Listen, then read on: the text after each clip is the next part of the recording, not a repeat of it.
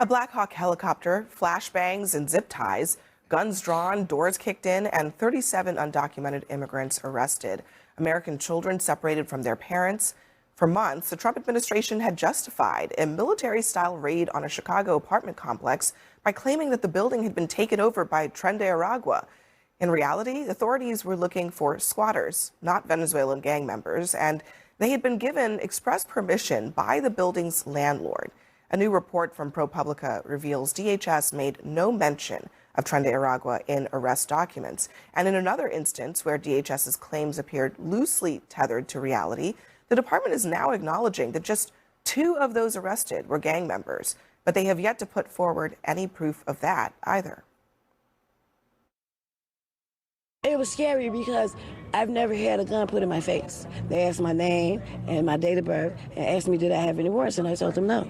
They was terrified. The kids was crying, people was screaming. They looked very distraught. I was out there crying when I seen the little girl come around the corner. Because they was bringing the kids out too, had them zip tied to each other. That's all I kept asking. Where's the morality? Where's the human? It's important to go back to these stories because I think part of the pattern here is deception by DHS. Stephen Miller, after this raid, let me just play what he said about what went on there. The raid she's talking about in Chicago was a brilliantly executed raid against a Tren de Aragua complex filled with TDA terrorists. It was one of the most successful law enforcement operations that we've seen in this country.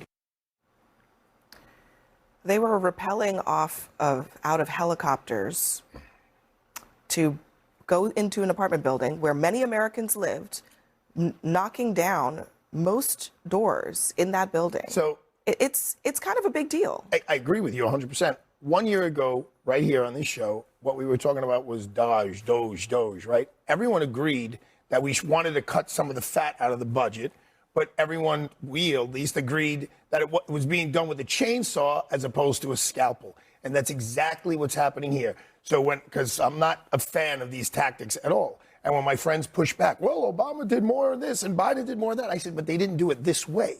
In other words, it was much more tactical. I will tell you, and of course I'm a native New Yorker, the NYPD would never conduct themselves like this. You saw we were on air live when they had to take back Columbia University. Not one person got hurt.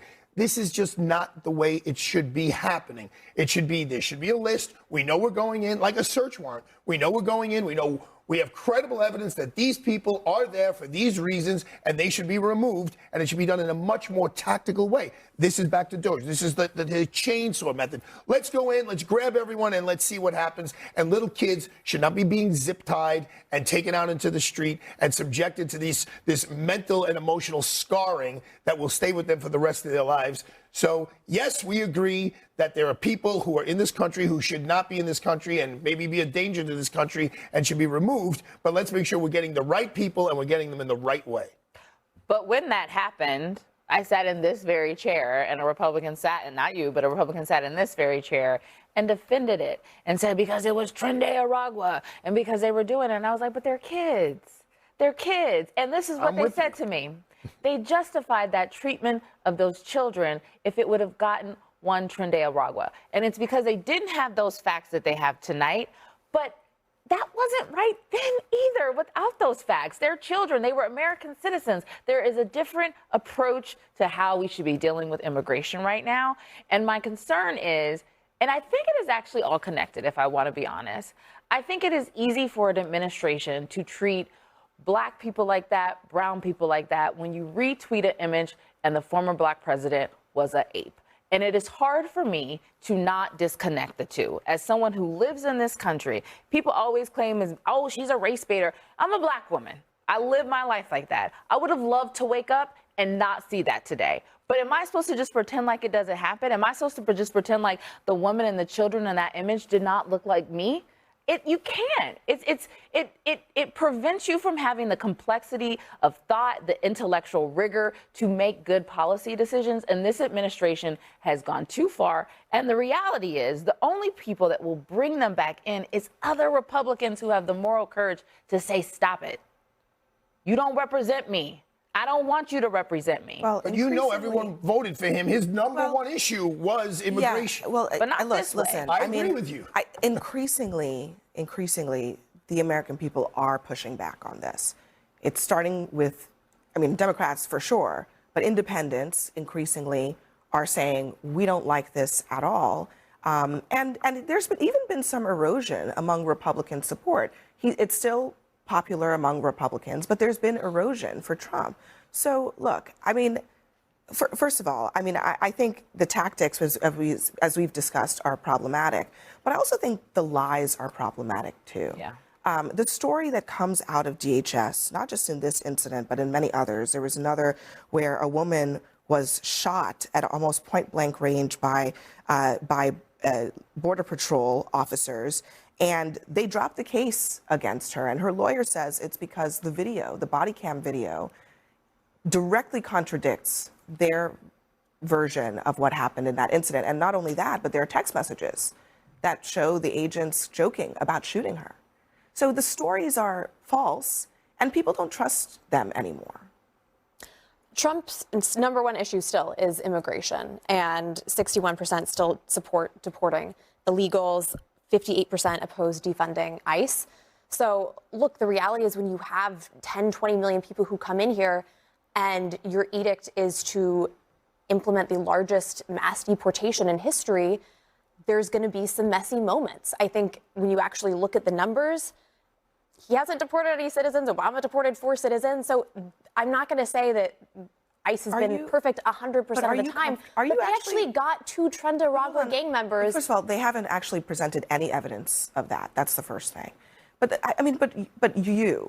are you comfortable with how this is being carried out? Because, a Republican official said to a news outlet that Trump is basically taking a lot of these issues and he's turning them into liabilities for Republicans.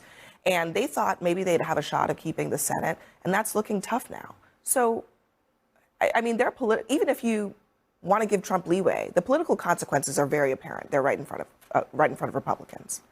Yeah, the polling would suggest this is still one of the more popular issues. But it's in the negative, Lydia. That's like saying, okay, he is in the negative on virtually every issue. He is less in the negative on immigration, but it is still a negative issue for him. That's I guess we'll see. In Iowa in 2024, he was supposedly going to lose by double digits, and he won by double digits. But so are you I think okay with children being we're cautious zip-tied? with polls. Children were not zip-tied. There was a woman who watched it and said children were zip-tied. Are you okay with that? He asked me that hypothetical. Okay. Hypothetically, would you be okay with it if that did happen?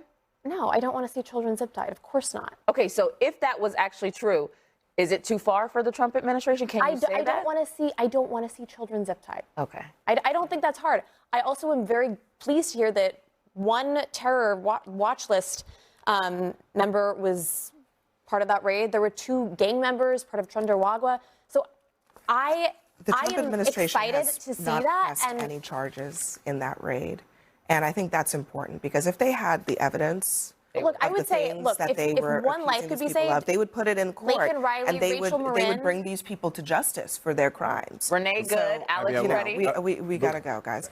All right, next for us, Dr. Oz says Americans should work earlier and retire later to help solve the debt crisis. We'll debate